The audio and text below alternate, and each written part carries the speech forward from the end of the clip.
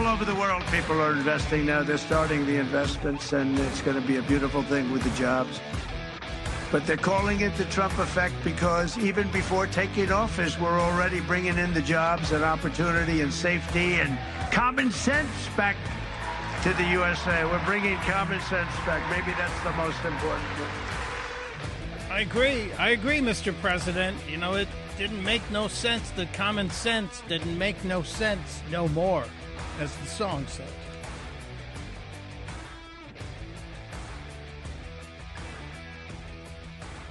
Maybe that's the song that the Trump transition team should use. The boys are back in town.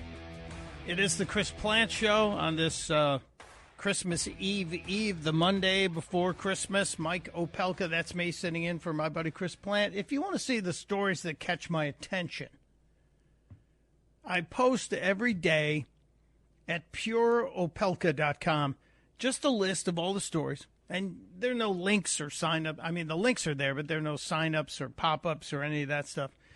So they're just there, the stories that catch my attention. A lot of the things that we talked about earlier today with Donald Trump speaking at Turning Point this weekend at the big festival, 20-plus thousand people gathered. And it looked pretty good. And they had exciting speeches from Ted Cruz.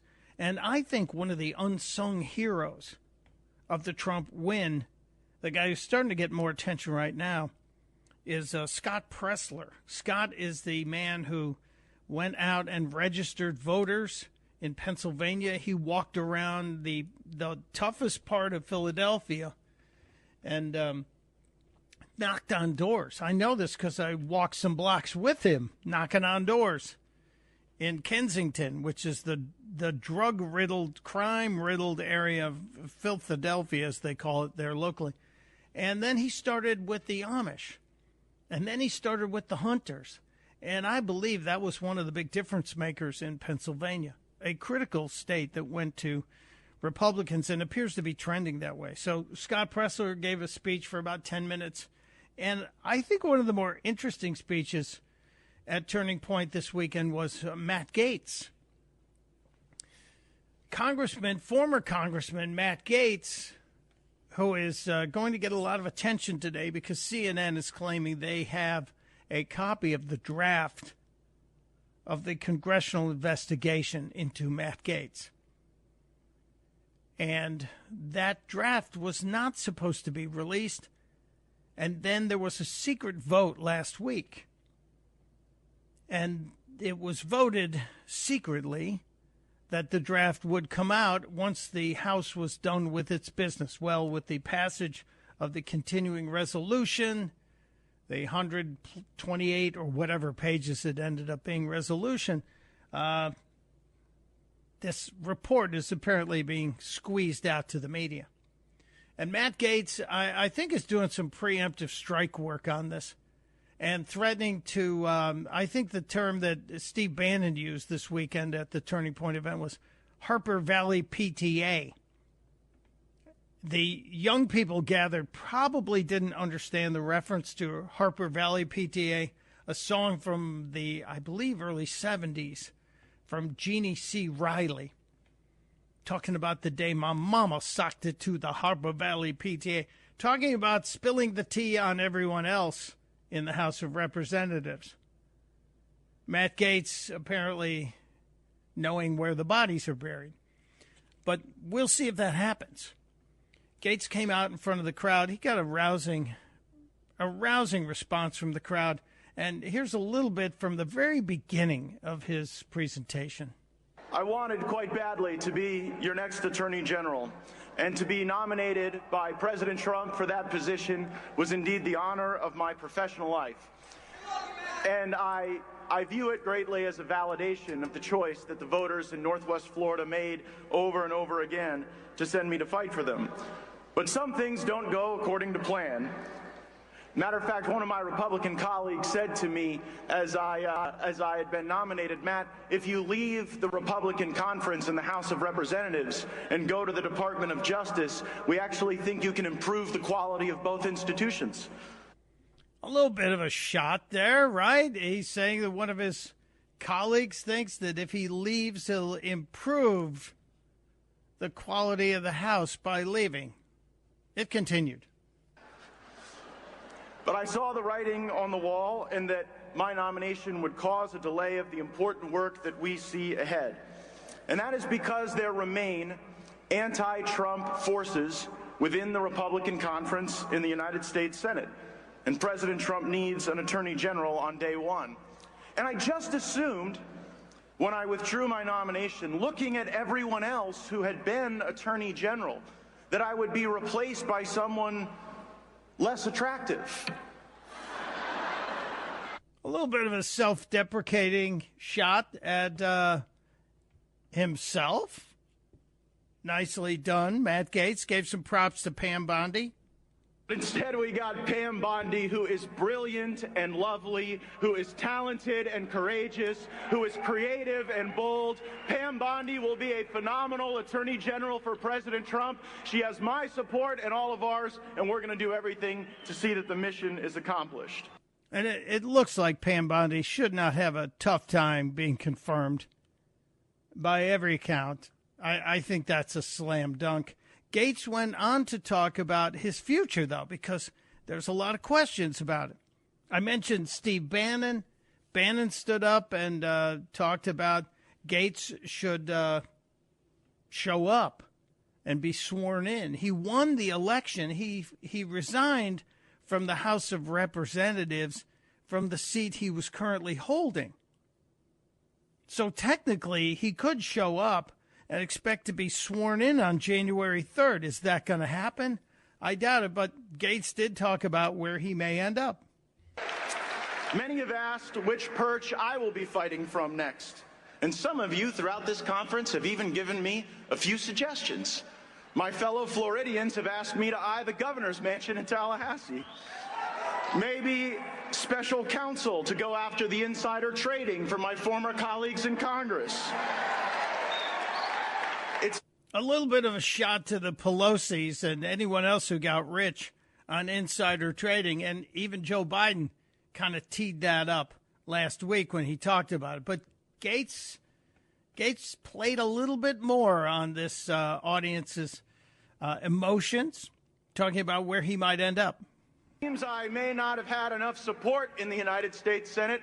Maybe I'll just run for Marco Rubio's vacant seat in the United States Senate and join some of those folks. Now, that didn't get the biggest round of applause for Matt Gaetz, but the interesting turn here is, over the weekend, Lara Trump, who had been the co-chair of the RNC, made the announcement that she was not going to be running for Marco Rubio's seat in the Senate. Rubio is presumed to be an absolute walk into the Secretary of State gig. But Lara Trump said, nope, not going to be doing that, not me. So could it be Gaetz? Could he be the guy? Maybe that would be an interesting twist because the Senate has treated him like a pariah. And my friend Steve Bannon and others have suggested that I return to the House of Representatives on January 3rd, but I would remind Steve, when he got out of prison, he didn't punch a guard on the way out. For the moment, I'll enjoy being one of you. It was James Madison who said that the most powerful position in America would not be congressman or senator or even president, but that of citizen, because we put such an obligation on the citizenry to ignite the patriotism that the country needs. Matt Gaetz, Saturday, now this was Sunday, before Donald Trump came out, and talking about what he's going to do next. He's really kind of committing to doing a show on One America, and we'll see what happens with that. He also was not pleased at Saturday Night Live, which took a shot at Matt Gaetz this past weekend in its opening monologue from Martin Short. Last night on Saturday Night Live, they made a little joke at my expense. Martin Short, in his opening monologue, said, "Oh yeah, I have to hurry up because Matt Gaetz is my Uber driver out back." And I got to thinking about that. Think about being so disconnected that you would sit there with the Hollywood elites while trashing the people who drive Uber and actually work for a living every day. I think that's one of the key points out of Gates' speech that the GOP and the Republican candidates need to never forget is that the working person carried you across the finish line. It was the working men and women of this country, I believe, who stood up and walked away from the Democrat Party and made the difference in every one of those swing states. And I think that's a big stinking deal. I really think that was critical to the victory. Matt Gaetz at the big Turning Point event over the weekend in Arizona. And he's certainly, as I said, going to get a lot of attention, especially now that the House Ethics Committee report has been released. And there are some pretty salacious details in it. Does this mean the House slush fund that has paid off similar allegations and paid off victims of similar allegations will be made public? I'd like to know. I would love to know if we're ever going to see that happen. Many questions to be answered. Okay, the phones are bubbling today, and I appreciate that. Glad to hear from so many of you. Let's grab a couple of these calls before we take a break here. Gary in Fredericksburg, Virginia, joining the Chris Plant Show. Hello, Gary. Hey, Mike. Thanks for taking my call. Hey, you know, it's apparent that Congress is not going to cooperate with Trump fully, and the Senate's not going to cooperate. So when it comes to the budget, if I was President Trump, I would executive order day one, and I would say, all right, DOD, historically you got 10% of the GDP. You're going to get 8. The remaining 2% is going to the deficit. HHS, historically 4%, or you're getting 3. NASA, you're historically 5, you're getting 4. Now, if you guys need money, fight amongst yourselves. And oh, by the way, Congress, your number one job is to come up with a budget. That's it. That's your number one job.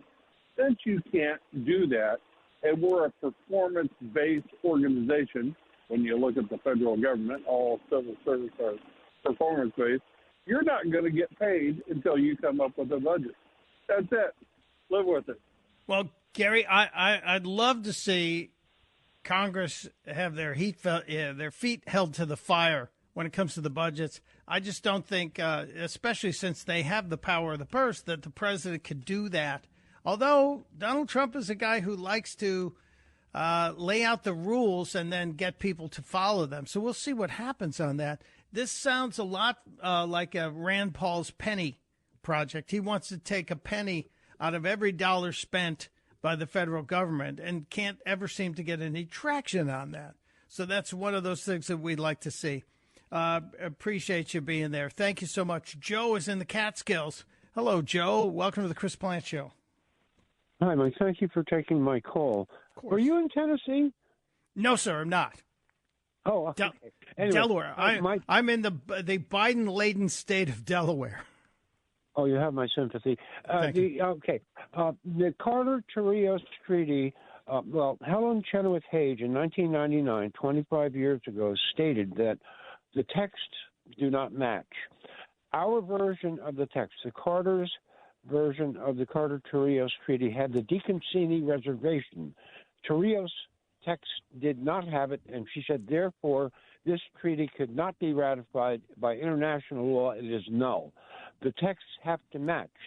So I believe that Donald Trump could raise that issue and say that this treaty was never valid. And I believe that the Deacon-Cheney Reservation gave us control of the canal zone as well as the ports at San Cristobal on the east side and the Balboa on the west side, the entrance to the Panama Canal. So I believe that is a good argument. And when Helen Chenoweth Page tried to raise this issue in 1999, it never went anywhere. But she was right. We will see where this goes, Joe, because I think Donald Trump sounds like he's shooting from the hip on issues like the reclamation of the Panama Canal ownership. but he generally always knows where the limits are. So maybe he's actually thinking about what you're talking about. We'll follow this. More to come. It is Mike Opelka in for Chris Plant on The Chris Plant Show. Chris here with a list of things that none of us should trust. The Washington Post, the New York Times, anything on CNN. Here's a list of things that I do trust. The Washington Times. Support real journalism for just $1 a week at washingtontimes.com/Chris. It is the Chris Plant Show, and this Monday, Christmas Eve, Mike Opelka in for Chris. And I got to get to this clip because it's been vexing me since I watched it. Alexandria, occasionally coherent, also known as AOC, posted a weird video. It's got like 3 parts to it. But the very beginning of the video, she posted this 2 days ago, and it's already got 4 million views. So anyone who says her power has been diminished in the House of Representatives and the Democrat caucus, I think you're very much mistaken. But there's a couple of weird things here. Check this out. Oh, I don't think we're witnessing the start of an oligarchy. I think we are fully here. You literally have a completely unelected billionaire who has just taken over and paused government funding to specifically take out provisions regarding China and other areas that pertain to him. You have billionaires who run news outlets like Jeff Bezos and the Washington Post, billionaires that run the LA Times, completely interjecting into their editorial boards and manipulating what's being written in them. We're here. We're here. We're in an oligarchy, says AOC. And there's even weirder stuff than that, but we'll get to that. But we're in the oligarchy, according to AOC. Chris is in Marshall, Virginia.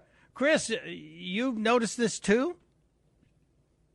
Miko, you got the best job in radio, man. You're my favorite number 2. Thank you. Listen, we've got Gates, we've got JD, Elon, Vivek, RFK Jr., and Hegseth, to name a few. The Republicans historically are poor at messaging. Dude, we're not the Broligarchy.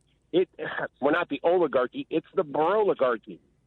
The Broligarchy. Well, now that's very sexist of you, Chris. That's fine with me. I'll take it. It's not the oligarchy. It's the Broligarchy. Boy, that's going to tick him off. That's really going to tick him off. I've got more from AOC. Chris, you can't go away.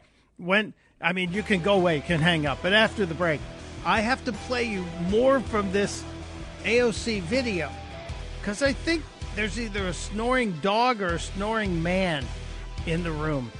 Details next on The Chris Plant Show.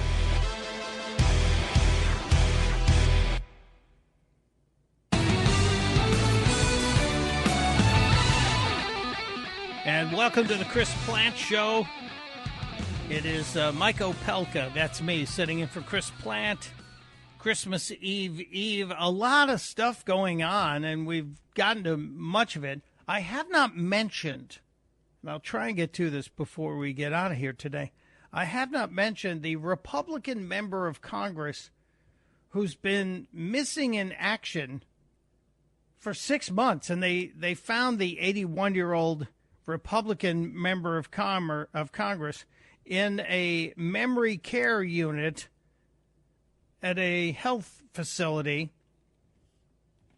Can we talk about term limits, please, next year? Can we please talk heavily about term limits? We'll get to that. It's already troubling that I know people are saying, but we have such a slim majority. Well, if the seat is a Republican seat, put somebody who's not a memory care unit in there. She hasn't voted in 6 months. Really infuriating. Before we left, I played a clip from AOC, who's talking about the oligarchy that Elon Musk and all these other billionaires are inflicting upon the United States. And it was termed Broligarchy by one of you. Thank you. Brilliant. Well done. And the Broligarchy, which I'm sure will get a female to participate. The Broligarchy is the term we're going to start using. But AOC went on with a couple other mini rants. It looks like she's either on a couch or maybe curled up in bed, but she's recording these selfie statements and then posting them online. And I said, millions of views in just a couple of days. It's amazing. 2 days this has been out there. Not even 2 days.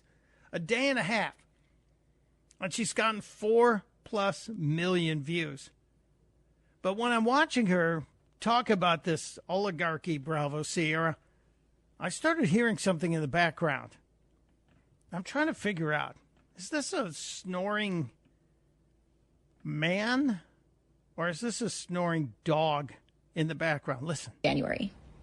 Elon Musk, I believe, does create problems for Trump.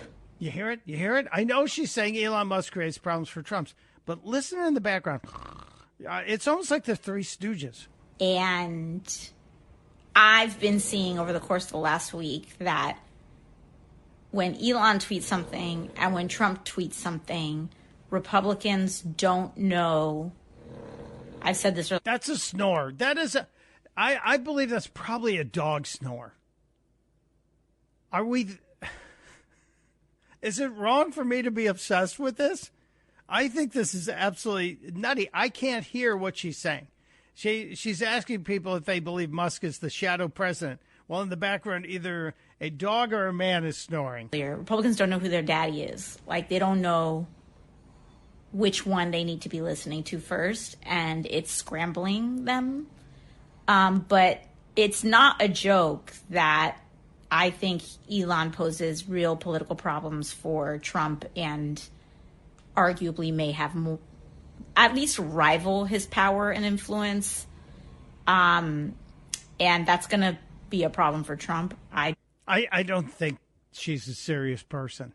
But someone who does still have animus towards Donald Trump and seems to run to the left side of the mainstream media whenever he's not getting enough attention is Chris Christie. Christie was over on ABC this weekend talking about the Trump-Musk dynamic.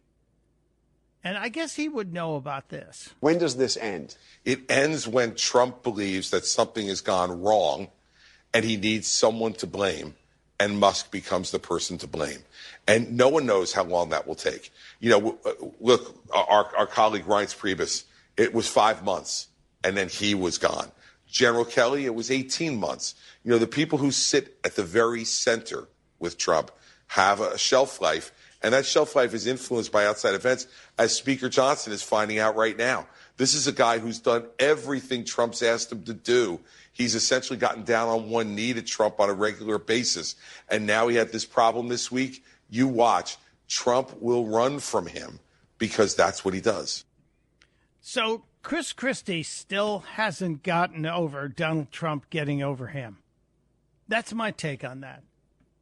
Am I wrong? I don't think so. Chris Christie still mad that he didn't get whatever plum position he wished for inside the first Trump administration. So he's out there still trying to throw shade on everybody else who's on the inside.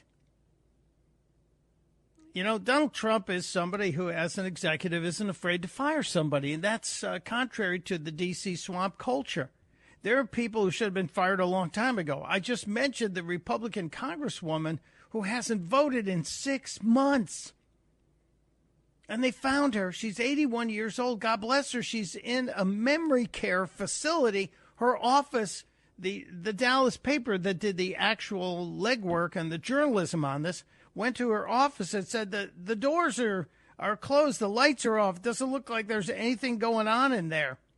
Kay Granger hasn't been to work in 6 months. If you don't show up for your job for 6 days, you're probably fired, much less 6 months. It's not fair to your constituents. I don't care if you're a Republican or a Democrat. You notice that the Democrats were pretty quick to say after Nancy Pelosi lost in the first round of the European stair diving competition last week when she fell on the marble steps and had to get a hip replacement. One of the first things her office put out was a statement that saying she's still working.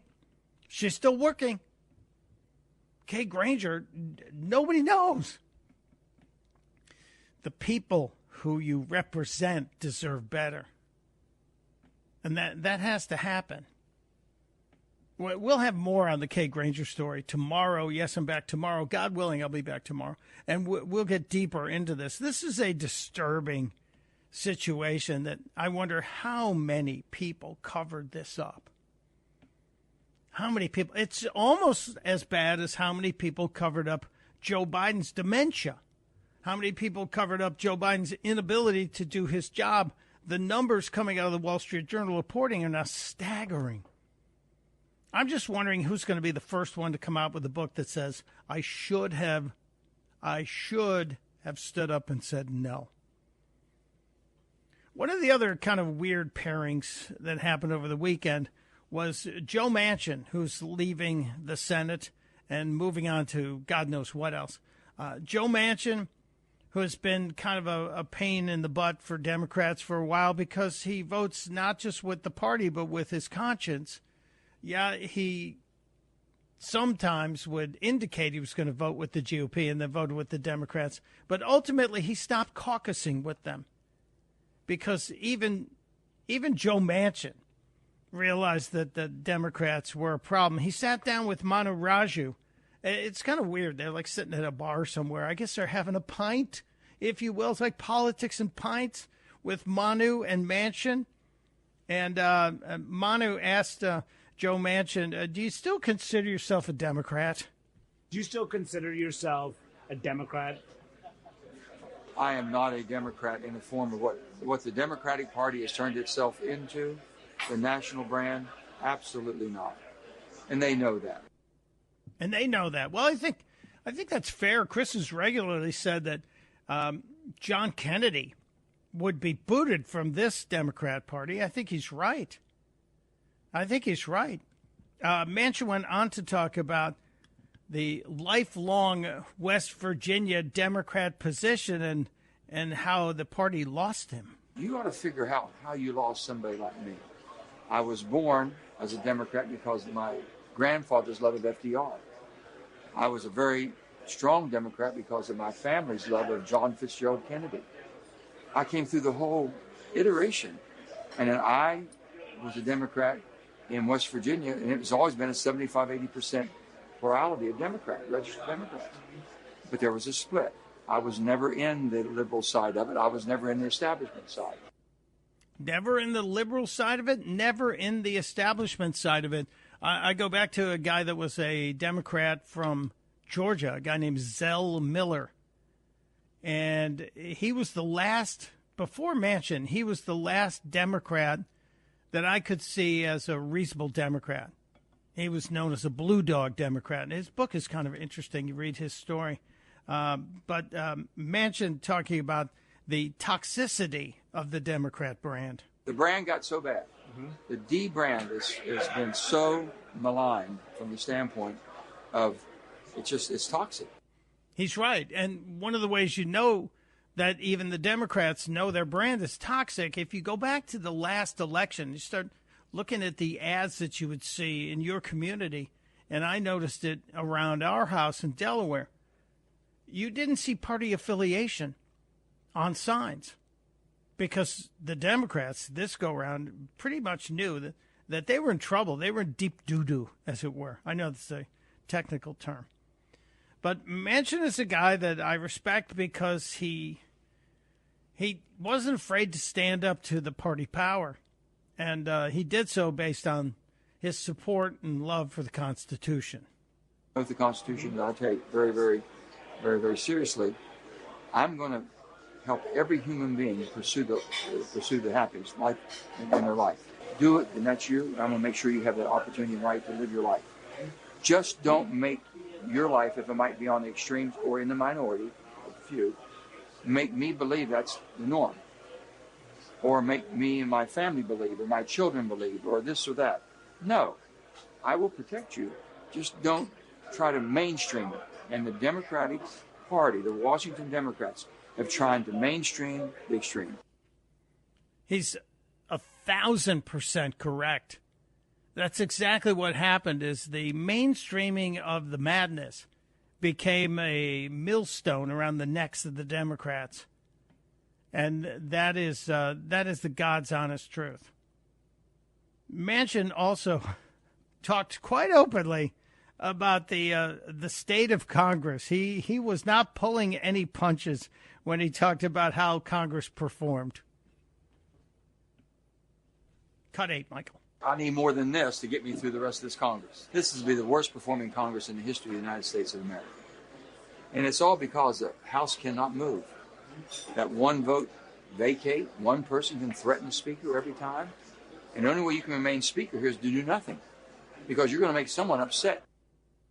The only way to remain Speaker here is to do nothing. Boy, that's a sad state of affairs. I love the angle of this, and maybe if this interview had gone longer, if Manchin and if Joe Manchin and Manu Raju would have had a few more pints, it would have gotten a little more glib. Wouldn't mind seeing that. The other thing that I noticed on Saturday morning got almost no attention was a curious interview with James Clyburn, who CNN keeps seemingly propping up. And I guess they owe Clyburn a lot of support for everything he did to get Biden elected, and then he helped cover up Biden's dementia. But Clyburn was on really early Saturday morning on CNN, and he was going after Elon Musk. This is after the late night passage of the shrunken continuing resolution. This is a little bit of what Clyburn was talking about. Elon Musk is a very smart man. He's a very rich man. The fact of the matter is, all of us have our roles to play, and we ought to really do what we can to play them well. And I do think that Elon Musk, though he has been a very astute businessman, he is not good at government, and he ought to leave that alone. So if he's not good at government, and you're not good at government, maybe you should leave it alone too, Representative Clyburn. They're trying to diminish Elon by telling people that what he's doing is some sort of game that he's playing. This thing could have been done 24 hours earlier if he had not taken the government as a toy of his.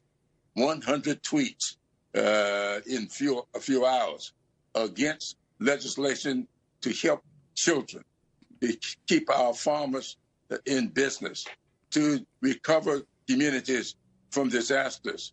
Why would you do that? Government is not a toy. Yeah, it's also not a piggy bank for your friends or your buddies in the various industries. 100 tweets. Why does 100 tweets matter? Why is the volume of tweets important if the result is to stop the senseless passage of a massive bill that's so laden with pork? I'm not even going to get into the discussion of the female crash test dummies that was in there, too. James Clyburn letting Elon Musk know this is not a game. I think Elon Musk and a few others look upon this as some kind of a game that they want to play. We are playing with people's lives here, and we, as elected officials, ought not be giving up our responsibilities to someone who has never been elected to anything. And no matter how rich he is, that doesn't give him license to practice in a field that many of us have been in most of our lives. He sounds like he's just mad and maybe envious that Musk has been so successful. And yes, he has been elected to something. I think the shareholders had to elect him to something. Just saying. Not elected to an official government position.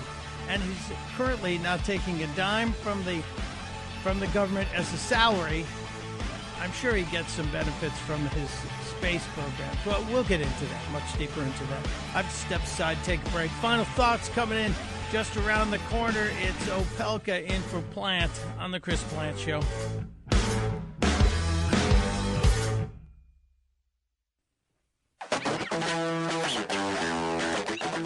It is the Chris Plant Show. Mike Opelka sitting in for my friend Chris to wrap up not just Christmas, but the new year. God willing, I'll be back tomorrow and then through New Year's with you.